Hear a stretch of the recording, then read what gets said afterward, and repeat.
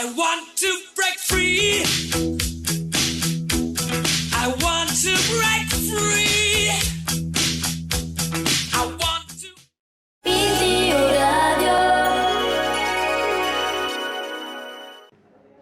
El jutjat número 2 de Tarragona ha constatat que l'Ajuntament de Deltebre ha pagat retribucions a diferents regidors fora del marc legal i ordena al consistori regularitzar les dedicacions parcials dels regidors. Aquesta sentència arriba després de la denúncia d'Esquerra Republicana Més Deltebre l'any 2020 en detectar que cap regidor del govern de Lluís Soler tenia una dedicació exclusiva, però que 8 tenien una dedicació parcial del 95%. Segons el republicà Joan Alginet, el jutge alerta que l'Ajuntament no fa distincions entre dedicacions i que la seva pràctica és un frau de llei. El que volem és precisament que es facin les coses bé.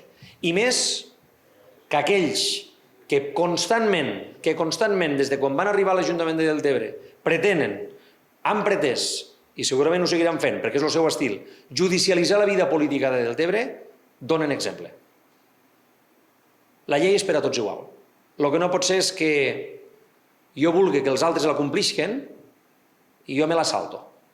O jo, perquè tinc responsabilitats i perquè tinc compromisos les regidors i regidors del govern municipal, intento fer la vista grossa. A banda, el jutge també demana regularitzar el repartiment de dedicacions entre els regidors.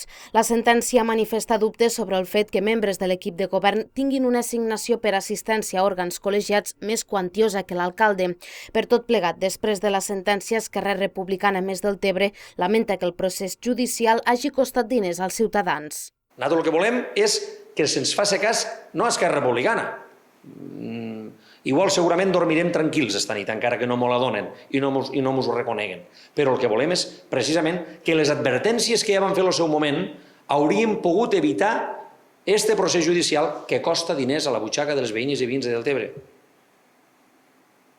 Costa diners en advocats, en defenses, en procuradors, en despeses estèrils i innecessàries. Esquerra Republicana Més Deltebre no descarta cap escenari al llarg del procés judicial.